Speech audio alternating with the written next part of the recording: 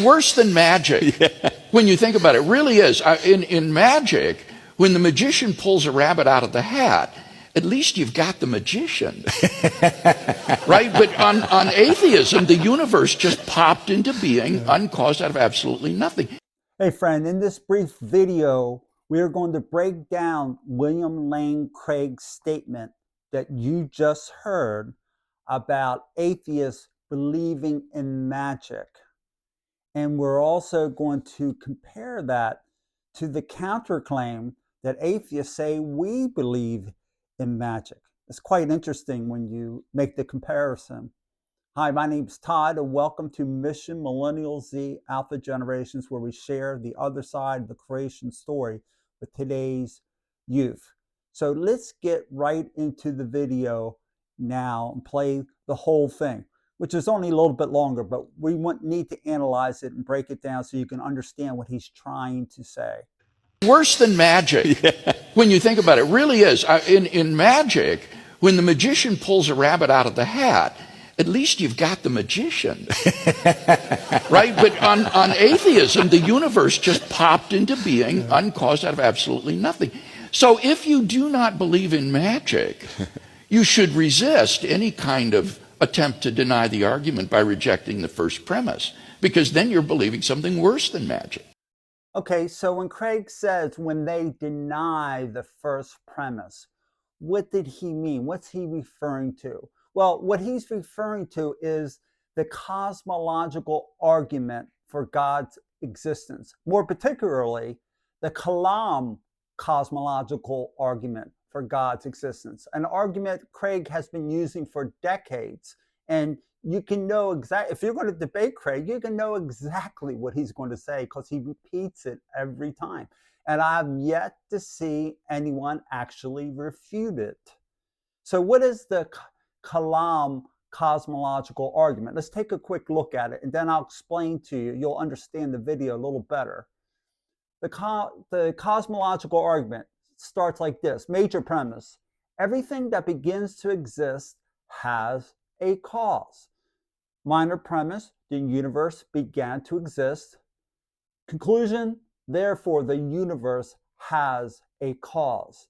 Now, this is logically unassailable. If you accept the first two premises, then you have to accept the conclusion. So let's look at the first one. Here's the one that Craig was referring to when he says they deny. Atheists typically deny this premise. And how do they deny this premise? Now, let me say this. Most atheists, and I get a lot of flack here on this channel. It's a relatively new channel, but I'm getting hundreds and hundreds of comments. And most of my internet atheist friends, and I'm not dissing you on this, but don't seem to understand that the vast majority of leading atheist physicists and cosmologists believe that the universe had an absolute beginning. No energy before the absolute beginning, no matter, no time, no space before the absolute beginning. It all started at the Big Bang, as they call it, right? So most do. Now, some don't. That's fine. But at least acknowledge that I'm not saying something crazy, that I'm misrepresenting atheism when I'm basically agreeing with the consensus view. So here's the gig. Here's the deal. What they're saying, so why would an atheist deny, a leading atheist who believes the universe had an absolute beginning, why would they deny the first premise? Everything that begins to exist has a cause. Why would they do that? Because they believe the universe didn't have a cause, that nothing exploded. They can't explain what exploded. Nothing exploded uncaused and created everything at the Big Bang. Now, if you're going to try to refute me on that, and you will say, well, no, they don't believe nothing created everything. Well, what did? What did create everything if you only had nothing, literal nothing, absolute nothing to begin with? Well, some atheists say, a lot of these atheists say, it just happened on cause. We don't know why. So I don't think that's much of an explanation to say, we don't know why, but we know theism, God couldn't have done it. Well, that's naturalism of the gaps. What does the evidence point towards? That is the question. So let's go back to the first premise again. All right. Now, if you go here, everything that begins to exist has a cause.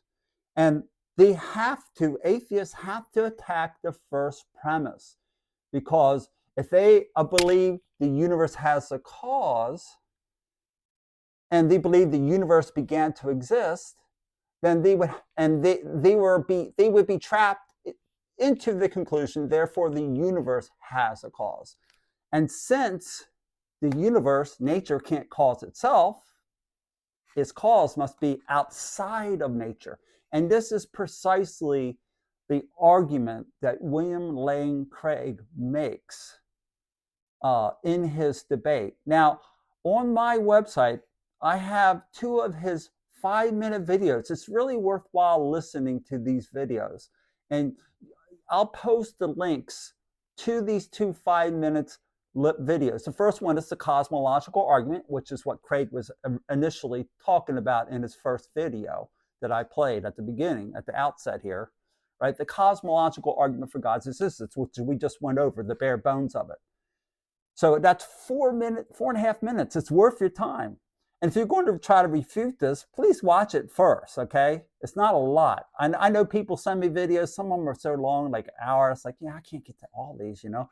But when someone sends me something real short, I try to watch it, right? So now, as far as, let's get back to premise 2. There's one more comment I want to make. Some of you all out there say, well, we don't believe the universe began to exist. We believe the universe was past eternal. And I recognize there's a lot of cosmologists, a lot of physicists who are taking this view, but they are in the minority, but consensus doesn't prove anything. I'm the last one who will agree with the idea just because there's a scientific consensus on something that it must be true. I mean, that's patently false. Just look in the history of science. You'll see all kinds of things the consensus view turn out to be wrong, right?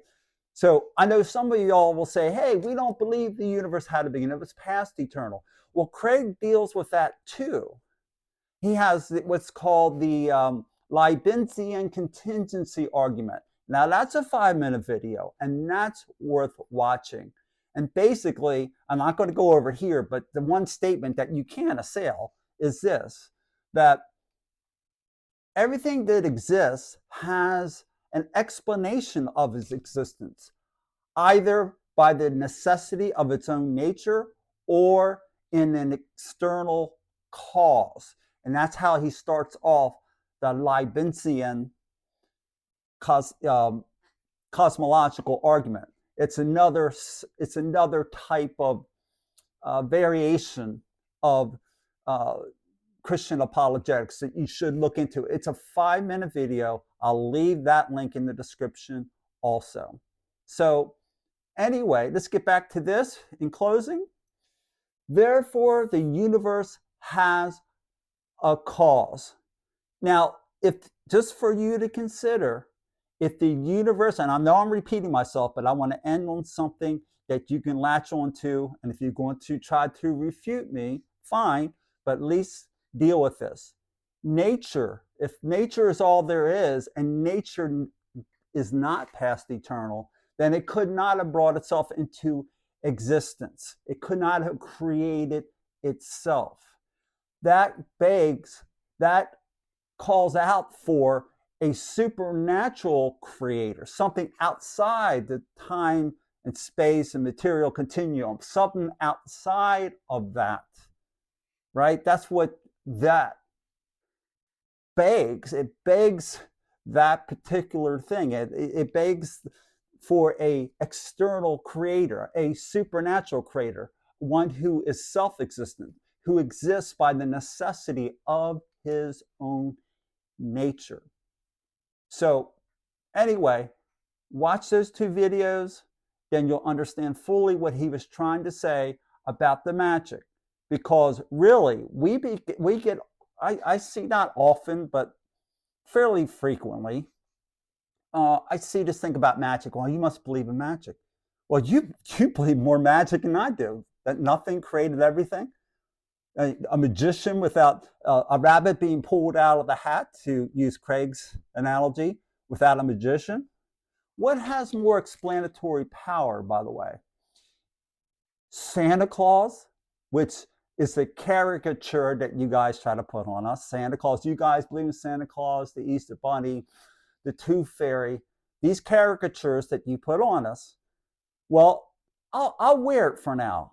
I'll take Santa Claus, the Tooth Fairy, you name all the different things that you say. I'll take that anytime over absolutely nothing. Santa Claus has more explanatory power than nothing. The Tooth Fairy has more explanatory power than nothing. Neither one of them are good ideas. Neither one of them really explain anything because they're incoherent. But let's be honest.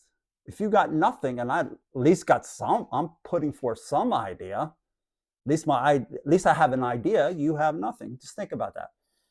I'm not trying to goad you. I'm just trying to make you just think. Maybe I'll back off of the Santa Claus and the Tooth Fairy type of miscaricatures that I do get those often. It's really sad because I think it's a bad argument. And I'm going to deal with that in a separate video. But anyway, look, I hope I didn't get under your skin. Look into these things. And if you're going to argue against something I put out, like I just put out my second version of my debate speech, people will respond to it, but they're not actually fairly like not rehearsing, but recounting what my argument is and then refuting it. They sort of like put a straw man of what I'm trying to say about the fine-tuning argument or the cosmological argument or whatever it is, the DNA argument for God's existence.